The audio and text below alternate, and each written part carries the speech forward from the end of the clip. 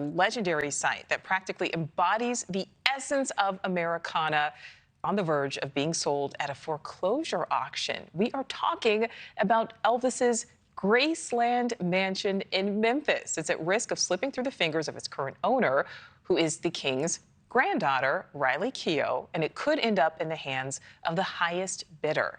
Keough is fiercely contesting the sale of this historic property, which is in legal limbo right now due to a loan allegedly taken out by the late Lisa Marie Presley that included Graceland as collateral. Earlier this month, Keough filed a lawsuit claiming the documents concerning the loan are fraudulent and insisting the potential sale of this estate is all a sham. So joining us now to wade into the weeds is pop culture journalist Corey Andrew. Corey, thank you so much for your time. There are a lot of people up in arms. So first of all, just what is going on here? Could the family really lose Graceland? I mean, the idea, the thought of like a foreclosure sale, people walking in, like taking, Elvis's old paintings and, crazy things out the house. But she's fighting it. And I don't believe it's really legitimate. That's my opinion. Their documentation that they are presenting, this investment company, the allegation is that Lisa Marie's signature has been actually forged. And it's not even really her name there that she signed herself. So, I mean, it could happen if they can produce all the documents. But like you said, the allegation is that Lisa Marie lost the home in a debt that she couldn't pay, and Graceland is the collateral. So I guess the courts have to decide this. Oh my gosh, so lawsuits, debt, possibly forged signatures here. I know after Lisa Marie's death, there was some alleged drama potentially between Lisa's daughter Riley, between her mother Priscilla. Right. We know that Keough is saying, she's traumatized by the potential of this even happening. If they were to lose it, would they be able to get it back? Is this kind of also part of this alleged drama that happened after Lisa Marie's death?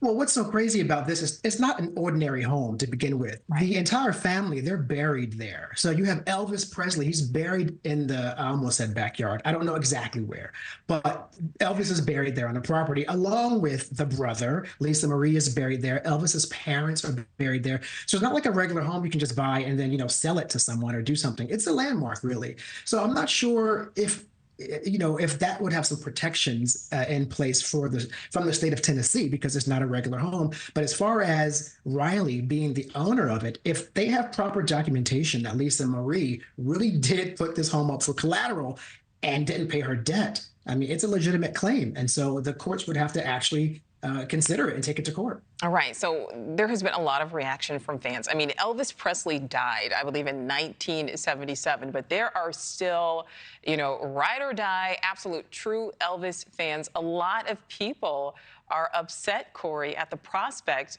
of the family potentially losing this. I know there's been a reaction on social media. People are up in arms. Yeah. And you know why, though? Because it's not just a real museum or destination for tourism. Like, for a long time, people lived still, and I'm not sure about now, but for a long time, the family still lived there while it was actually a tourism destination. And so you have this beloved sort of a romanticized idea, almost like Camelot with the Kennedys, where it belongs to this family, and it would be wrong in the hands of someone else because they actually had it as their family home. And to some degree, they still actually utilize it in some capacity. So I think that's where the people are up in arms. I saw a funny article or Instagram post where someone believes Elvis is still alive. Oh, yeah. And they're just trying to get the house because they're going to give it to Elvis when he comes back. So you got all kinds of speculations out there. Corey, I believe there's probably a few people who think Elvis is still alive. All right, before we let you go, you're a pop culture journalist here. If you had to wager, one way or the other, what do you think happens? Do you think the family will ultimately lose this, or will they be able to keep it? No, if I look at it really realistically, I think that there's something fraudulent about this case, because there's a gentleman named Kurt Nasani, who's part of the investment group. He's now claiming he has nothing to do with this lawsuit. However, there's an email thread where he was actually threatening Riley and the family and her attorneys to get $3.8 million from them from this alleged loan. And he's got his name on those emails going back as recently as 2023. But now he's saying, I'm not a part of this lawsuit. And they're not answering emails at this firm, apparently.